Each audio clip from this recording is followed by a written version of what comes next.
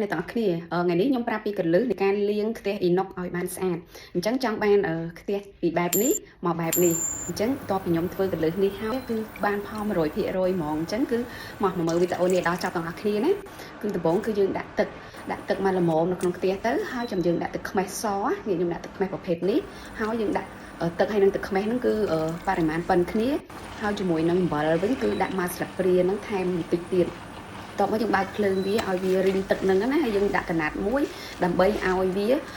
ដុសសម្អាតហ្នឹងយើងឃើញថាវាអត់មានប្រឡាក់ជាប់កណាត់អីណាស់ណាទេប៉ុន្តែគឺវាចាប់ផ្ដើមជ្រះស្នឹមហ្នឹងហ្មងស្នឹមដែលវាជាប់ផ្ទះប្រមាថក្នុងការដុសលាងសម្អាតខ្លាំងមែនទែនគឺវិធីមួយនេះគឺស្រួលមែនទែនហ្មងអញ្ចឹងយើងត្រូវដាក់ឲ្យវាតតែរីងទឹកហ្នឹងឲ្យអស់យើងយកកណាត់ហ្នឹងជូតចុះជូតឡើងរហូតអញ្ចឹងដូចក្នុងវីដេអូហ្នឹងណាបន្ទាប់មកនៅពេលដែលវារីងអស់ហើយ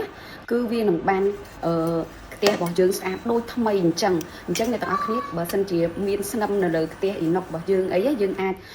ធ្វើតាមវិធីនេះបានអញ្ចឹងយើងដោះវាអញ្ចឹងទៅបន្ទាប់មកទៀតបានយើងយកវាមកលាងទឹកឲ្យវាស្អាតវិញមកគឺអ្នកទាំងអស់គ្នានឹងបានផ្ទះថ្មីហ្មងអញ្ចឹងកុំភ្លេចធ្វើតាមណាហើយបើសិនជាវីដេអូនេះមានប្រយោជន៍កុំភ្លេចជួយ follow share ហើយនិង comment ឲ្យបេះដូងផងអរគុណ